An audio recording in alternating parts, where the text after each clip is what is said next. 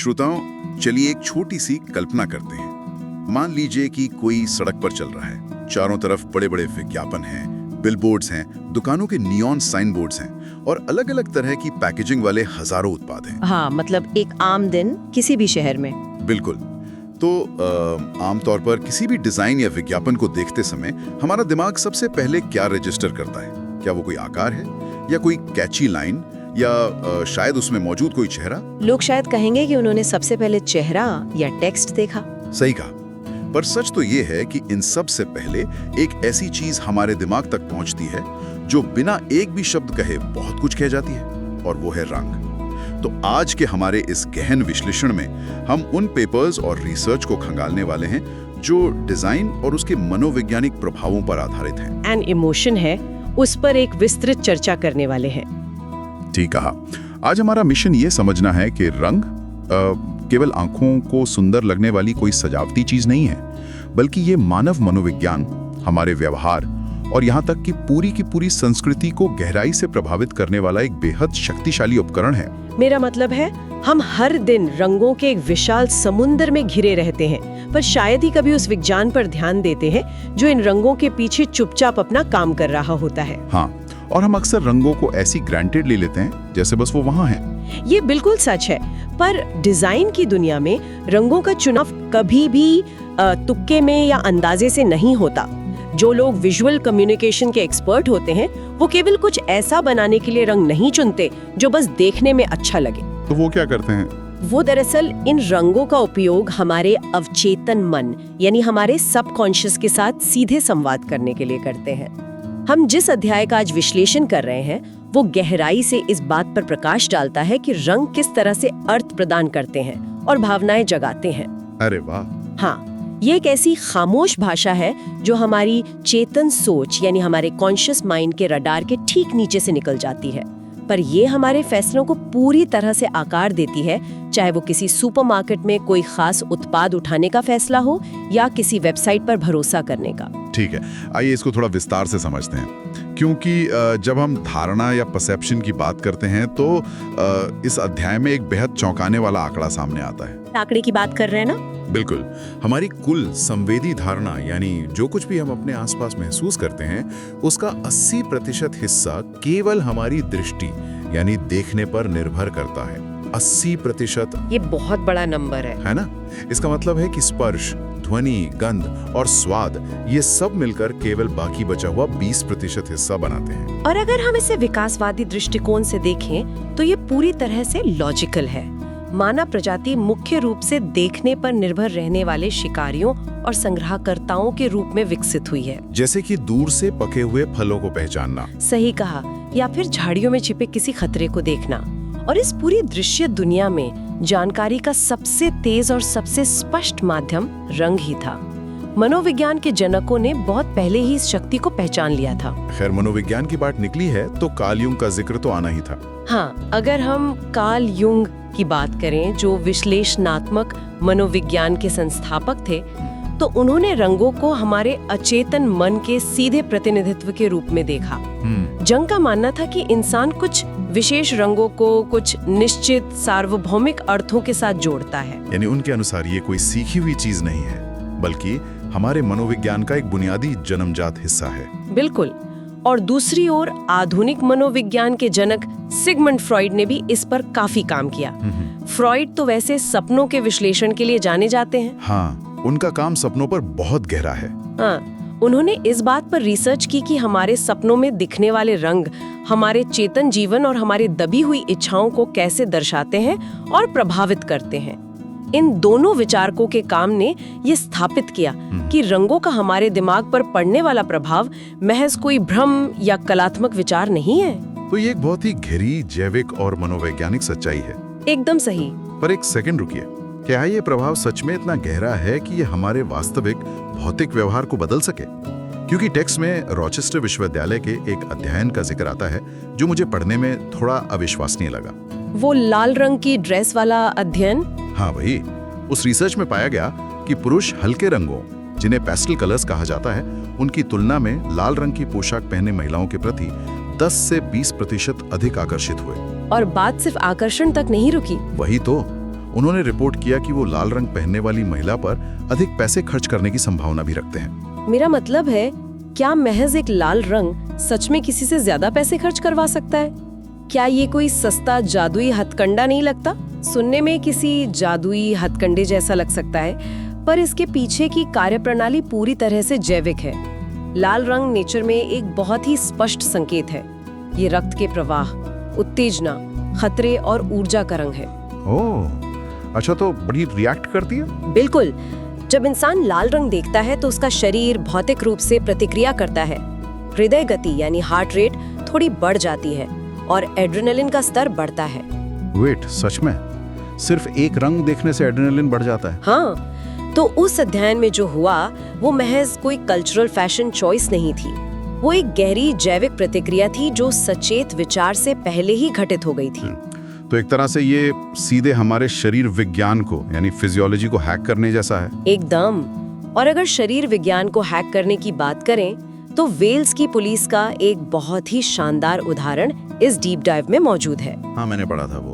उन्होंने अपनी जेल की कोठरियों में नीले रंग की धारियां, विशेष रूप से रॉयल ब्लू रंग की धारियां रंग दी थी। सही कहा। पर वेट, जेल की दीवारों पर नीली धारियां रंगने से क्या होता है? क्या वो चाहते थे कि कोठरियां थोड़ी ज्यादा फैशनेबल दिखें? नहीं, इसका उद्देश्य पूरी तरह से मनोवैज्ञानिक था। कुछ दिलचस्प साक्ष्य ये बताते हैं कि नीला रंग लोगों को सच्चाई बोलने के लिए प्रोत्साहित कर सकता है। एक सेकंड, क्या एक रंग पुलिस के जासूस का काम कर रहा है? ये कैसे संभव है? इसके पीछे का विज्ञान ये है कि लाल रंग के बिल्कुल विपरीत नीला रंग हमारे पैरासिम्पैथेटिक नर्वस सिस्टम को सक्रिय करता है। हाँ, पैरासिम्पैथेटिक नर्वस सिस्टम? हाँ, ये वो प्रणाली है जो हमारे शरीर को शांत करती है। विकासात्मक रूप से देखें तो नीला रंग साफ आसमान या शांत पानी का प्रतीक है। अच्छा, तो जब कोई वहाँ बैठता है? सही पकड़ा। जब कोई व्यक्ति जो शायद अपराध बोध या तनाव में है उस नीले वातावरण में बैठता है तो उसकी हृदय गति स्वाभाविक रूप से धीमी होने लगती है। वो शांत और सुरक्षित महसूस करता है। और जब इंसान शांत होता है तो उसके डिफेंस मैकेनिज्म कमजोर पड़ जाते हैं। बिल्कुल, जिससे उसके सच बोलने की संभावना बढ़ जाती है। सोचिए, एक साधारण सा रंग का कोट तनावपूर्ण स्थिति में व्यवहार को पूरी तरह बदल रहा है।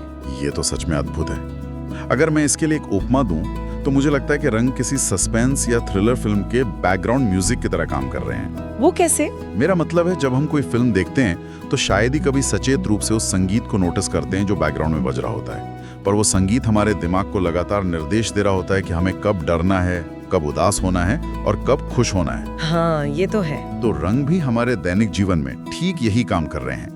वो एक ऐसा माहौल बनाते हैं जो हमें बताता है कि हमें कैसा महसूस करना चाहिए, वो भी बिना हमारी अनुमति के। ये एक बहुत ही सटीक तुलना है। और इसी बैकग्राउंड म्यूजिक के संगीतकार होते हैं डिजाइनर्स। वो अच्छी तरह जानते हैं कि किस भावना को जगाने के लिए किस रंग रूपी वाद्य यंत्र को बजाना है। खैर, यहाँ मेरे दिमाग में एक बहुत बड़ा सवाल आता है। अगर रंग वास्तव में लोगों के व्यवहार को इस बैकग्राउंड म्यूजिक की तरह इतनी आसानी से बदल सकते हैं, तो विज्ञापन की दुनिया ऐसे किसी माइंड कंट्रोल के अचूक फॉर्मूला की तरह इस्तेमाल क्यों नहीं कर लेती? आपका क्या मतलब है? मेरा मतलब है, अगर विज्ञान कहता है कि लाल रंग से लोग ज्यादा पैसे खर्च करते हैं या ज्यादा आकर्षित होते हैं, तो इंटरनेट पर हर बाय नाउ बटन, हर विज्ञापन, हर दुकान पूरी तरह से लाल क्यों नहीं होती? यहाँ जो बात सबसे दिलचस्प है वो ये है कि इंसान कोई एल्गोरिथम या मशीन नहीं है। विज्ञान और डिजाइन के लिए सबसे बड़ी चुनौतियों में से एक है अनुमान लगाने की समस्या, जिसे साइकोलॉजी में द प्रेडिक्शन प्रॉब्लम कहा जाता है ना? सही कहा। ये सच है कि रंग एक शक्तिशाली प्रेरक है, पर ये कोई गणितीय सूत्र नहीं है कि ए रंग लगाने से बी परिणाम ही मिलेगा। इंसानों की धारणाओं में बहुत अधिक प्राकृतिक भिन्नताएं होती हैं। मतलब हर इंसान अलग है? बिल्कुल, हर इंसान की एक उम्र होती है, उसका एक लिंग होता है, वो किसी विशिष्ट भूगोल में पला बड़ा होता है और उसके अपने पूर्व अनुभव होते हैं। ये सभी कारक एक फिल्टर की तरह काम करते हैं। तो हम नई चीजों को अपने पुराने अनुभवों के हिसाब से देखते हैं। हाँ, इसलिए किसी एक रंग का प्रभाव हर व्यक्ति पर बिल्कुल एक जैसा रोबोटिक तरीके से नहीं हो सकता। तो व्यक्तिगत अनुभव और यादें उस जैविक प्रतिक्रिया के ऊपर हावी हो सकती हैं। एकदम। और ये व्यक्तिगत धारणा कितनी गहरी और अनिश्चित हो सकती है, इसका सबसे चरम और आकर्षक वैज्ञानिक उदाहरण है सिनेस्थीजिया। सिनेस्थीजिया? ये क्या कोई बीमारी है? नहीं नहीं, ये कोई बीमारी नहीं है, बल्कि नर्वस सिस्टम की एक विशेष स्थिति है जहां मस्तिष्क में तारों का एक तरह का क्रॉस वायरिंग हो जाता है। Cross wiring? एक सेकंड, मतलब एक इंद्रिया का काम दूसरी इंद्रिया करने लगती है? काफी हद तक। सिनेस्थीशिया में एक इंद्रिया का उत्तेजित होना स्वचालित रूप से दूसरी इंद्रियों को जगा देता है। अगर हम विशेष रूप से कलर ग्राफिक सिनेस्थीशिया की बात करें तो इसमें लोग अक्षरों या संख्याओं को हमेशा किसी विशेष रंग के साथ जुड़ा हुआ देखते हैं। वेट, मतलब उन्हें नंबर्स का रंग दिखता है? हाँ, उदाहरण के लिए किसी सिनेस्थेटिक व्यक्ति को ए अक्षर हमेशा चमकीला लाल दिखाई दे सकता है या 5 नंबर हमेशा हरा महसूस हो सकता है, भले ही वो काले रंग की स्याही से क्यों ना लिखे गए हों। अरे वाह, ये तो दिमाग घूम जाने वाली बात है ना? ये इस बात का सबसे बड़ा और अंतिम प्रमाण है कि रंगों की धारणा कितनी व्यक्तिपरक यानी सब्जेक्टिव हो सकती है। एक डिजाइनर बहुत सोच समझकर किसी ब्रांड का लोगो नीले रंग में बनाता है ताकि वो शांत दिखे, पर एक सिनेस्थेटिक व्यक्ति उस नाम को पढ़ते ही अपने दिमाग में उसे लाल रंग में देख सकता है। तो आप इंसानी दिमाग की इस जटिलता की भविष्यवाणी नहीं कर सकते? बिल्कुल नहीं। ये तो ऐसा है जैसे हर इंसान के दिमाग में दुनिया को देखने का अपना एक अलग कस्टमाइज्ड VR हेडसेट लगा हुआ है, और अगर हम व्यक्तिगत भिन्नताओं से एक कदम और आगे बढ़ें तो ये मामला और भी पेचीदा हो जाता है। क्यों? आपके दिमाग में क्या चल रहा है? क्योंकि तब पूरी की पूरी संस्कृति और भाषा रंगों के अर्थ को ही बदल देती है। हाँ, ये तो एक बहुत बड़ा पॉइंट है। संस्कृति और भाषा केवल रंगों का वर्णन नहीं करते, वो सच में ये तय करते हैं कि लोग रंगों को कैसे देखते और समझते हैं। उदाहरण के लिए अध्याय में कैक्ची भाषा का मामला बेहद दिलचस्प दिया गया है। कैक्ची? ये कहाँ की भाषा है? ये ग्वाटेमाला और बेलीज के मूल निवासियों द्वारा बोली जाने वाली एक मायन भाषा है। इस भाषा में रंगों का वर्णन करने के लिए मुख्य रूप से केवल 5 शब्दों का उपयोग किया जाता है। सिर्फ 5? हाँ, सक सफेद के लिए, कुकेक काले के लिए, चैन पीले के लिए, कक लाल के लिए और रेक्स हरे और नीले के लिए। वेट, रुकिए, हरा और नीला दोनों के लिए सिर्फ एक ही शब्द, रक्स? ये कैसे संभव है? क्या उन्हें आसमान और जंगल के पत्तों में कोई अंतर नहीं दिखता? अंतर तो दिखता है, पर उनकी भाषा और उनके पर्यावरण ने उन्हें इन दोनों को अलग-अलग श्रेणियों में बांटने की आवश्यकता महसूस ही नहीं कराई। अच्छा, तो भाषा की वजह से उनका देखने का नजरिया अलग है? बिल्कुल। भाषा विज्ञान में ये एक बड़ा सिद्धांत है कि हमारी शब्दावली हमारी धारणा को आकार देती है। उनके लिए जंगल का हरा और आसमान या पानी का नीला एक ही व्यापक प्राकृतिक स्पेक्ट्रम का हिस्सा है। ये तो बहुत फैसिनेटिंग है। और इसके विपरीत अगर हम जापानी भाषा को देखें तो वहाँ लाल और गुलाबी के विभिन्न शेड्स के लिए कई अलग-अलग और विशिष्ट शब्द हैं। पर दिलचस्प बात यह है कि वायोलेट या बैंगनी रंग के लिए उनके पास परंपरागत रूप से कोई एक विशिष्ट शब्द नहीं था। और वहीं जर्मन या अंग्रेजी जैसी भाषाओं में नारंगी रंग के शेड्स को बताने के लिए शब्दों की एक पूरी डिक्शनरी मिल जाएगी। सही कहा। भाषा ये तय करती है कि हम दृश्य दुनिया को कैसे वर्गीकृत करते हैं। और यही सांस्कृतिक वर्गीकरण तब एक बड़ी भूमिका निभाता है जब रंगों का उपयोग डिजाइनों में प्रतीकों के रूप में किया जाता है। इस किताब में एक बहुत ही मार्मिक केस स्टडी है सुन्नितिल्दो तोइमिस्तो सो नामक डिजाइन एजेंसी की। हाँ, मुझे याद है। उन्होंने रूसी पत्रकार अन्ना पोलितकोवस्काया की राजनीतिक हत्या पर आधारित एक डिजाइन तैयार किया था। बिल्कुल। उस डिजाइन में अन्ना के दिल के ठीक ऊपर रूसी संघ के नक्शे की रूपरेखा को एक गहरे लाल रंग में दर्शाया गया था। यहाँ लाल रंग का उपयोग स्पष्ट रूप से कम्युनिज्म और रूसी संघ के ऐतिहासिक खून खराबे से जुड़े प्रतीक के रूप में किया गया था। यहाँ हम अपने श्रोताओं के लिए स्पष्ट कर दें कि इस चर्चा का उद्देश्य किसी भी राजनीतिक विचारधारा, चाहे वो वामपंथी हो या दक्षिणपंथी, उसका ना तो समर्थन करना है और ना ही विरोध करना है। हाँ, हम बिल्कुल निष्पक्ष हैं। हम पूरी तरह से निष्पक्ष होकर केवल यह विश्लेषण कर रहे हैं कि डिजाइनर ने स्रोत सामग्री के अनुसार लाल रंग का उपयोग एक सांस्कृतिक और ऐतिहासिक टूल के रूप में कैसे किया। सही कहा। उन्होंने उस रंग का चयन इसलिए किया क्योंकि वो जानते थे कि उनके दर्शक तुरंत लाल रंग को उस विशिष्ट भू राजनीतिक इतिहास के साथ जोड़ देंगे। बिल्कुल।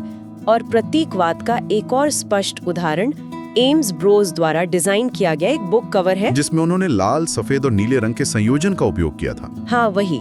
दुनिया में कहीं भी कोई इसे देखता है तो ये संयोजन तुरंत ही अमेरिकी झंडे और उससे जुड़े विचारों का संदर्भ देता है। पर इससे गंभीर सवाल पैदा होता है।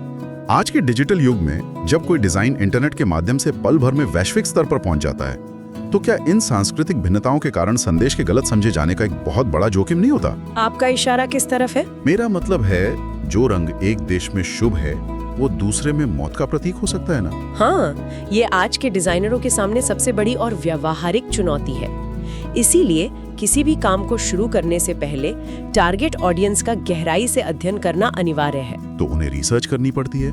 बिल्कुल।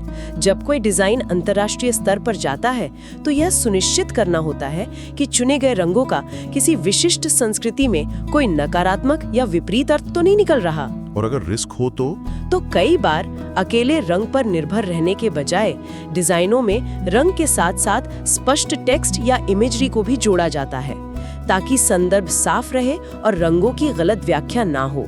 ठीक है, तो इन सभी मनोवैज्ञानिक रहस्यों, व्यक्तिगत भिन्नताओं और सांस्कृतिक बाड़ोदी सुरंगों को समझने के बाद सवाल ये है कि रोजमर्रा की जिंदगी में डिजाइनर वास्तव में काम कैसे करते हैं? मतलब प्रैक्टिकल लेवल पर। हाँ।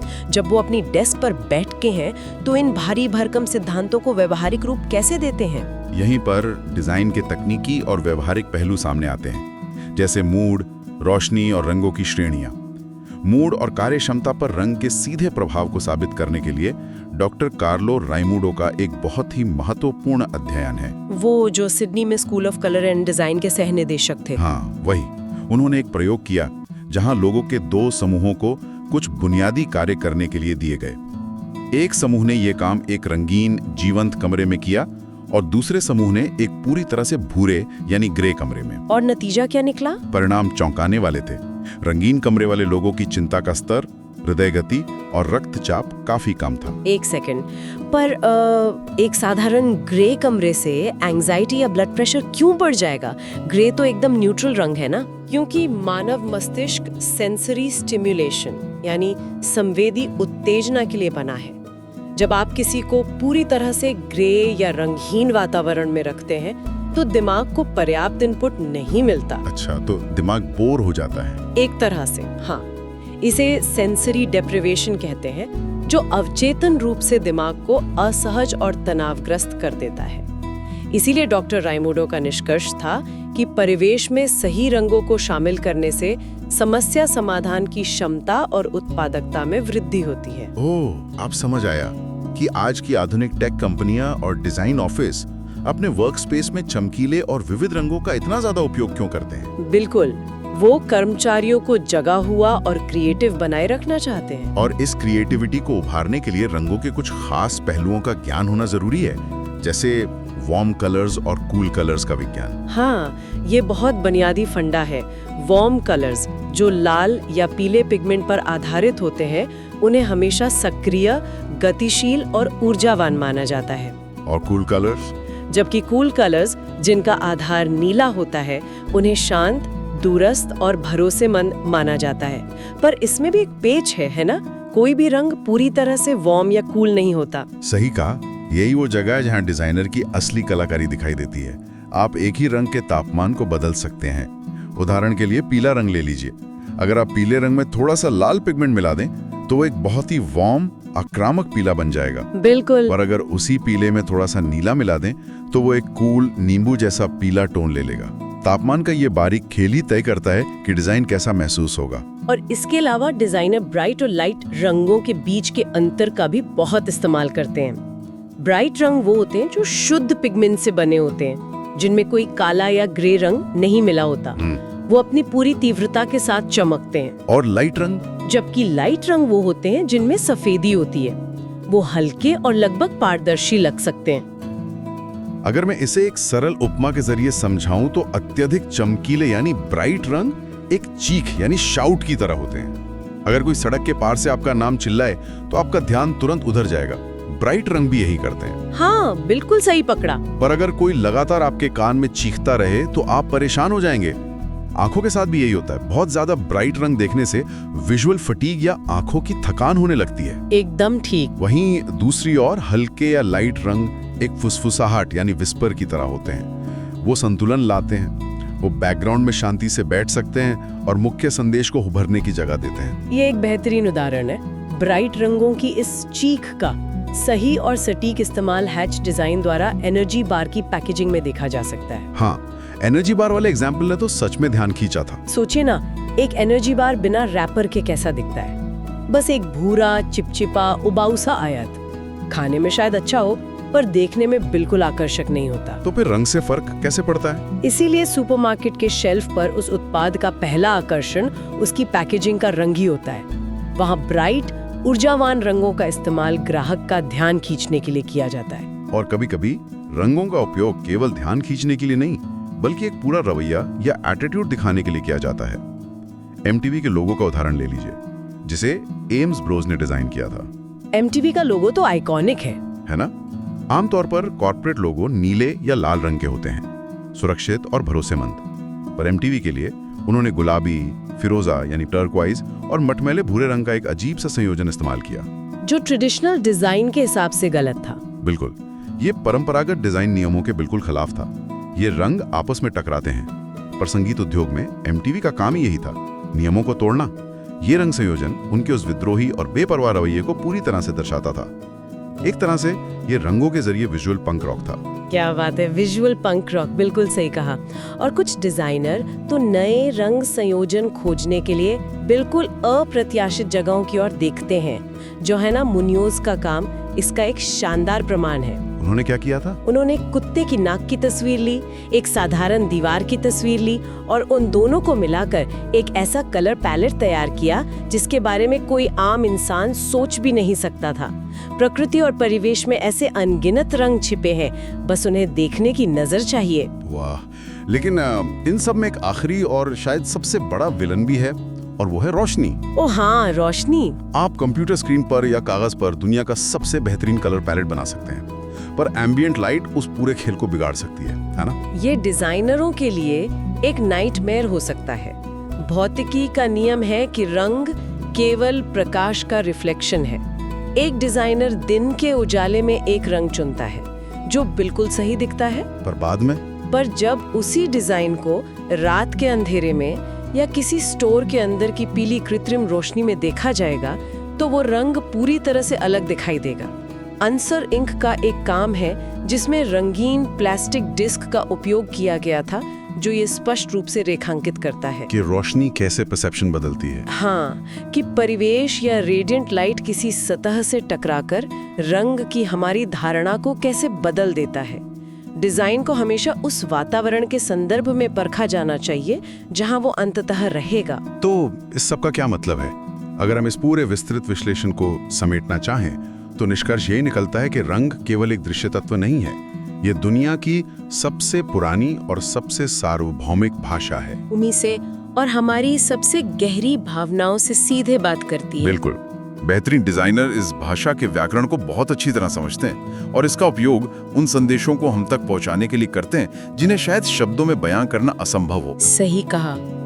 और जैसे जैसे विज्ञान और न्यूरोलॉजी इस बात की गहराई में जा रहे हैं कि हमारा दिमाग रंगों को कैसे प्रोसेस करता है, डिजाइनर अधिक सटीकता के साथ इस जानकारी का उपयोग कर रहे हैं। हालांकि प्रेडिक्शन प्रॉब्लम के कारण हर इंसान अलग प्रतिक्रिया दे सकता है। हाँ, फिर भी रंगों का सामूहिक मनोवैज्ञानिक और सांस्कृतिक प्रभाव एक निर्विवाद सत्य है।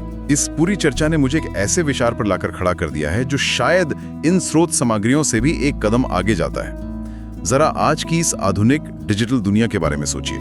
क्या मतलब? हम सभी अपनी ज्यादातर जिंदगी स्क्रीन्स के जरिए जी रहे हैं। हम अपने फोन और कंप्यूटर पर डार्क मोड इस्तेमाल करते हैं।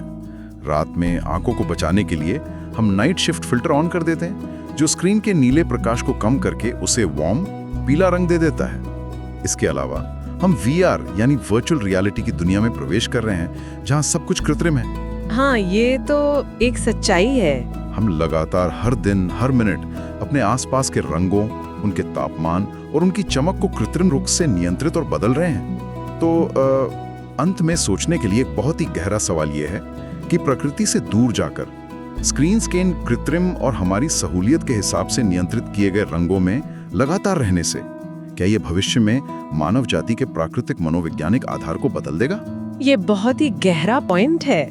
जिन रंगों के साथ मानवीय संस्कृतियों ने हजारों सालों के विकास क्रम में अपने गहरे संबंध और जैविक प्रतीक बनाए हैं, क्या वो आने वाली पीढ़ियों के लिए इस डिजिटल कंट्रोल के कारण हमेशा के लिए बदल जाएंगे?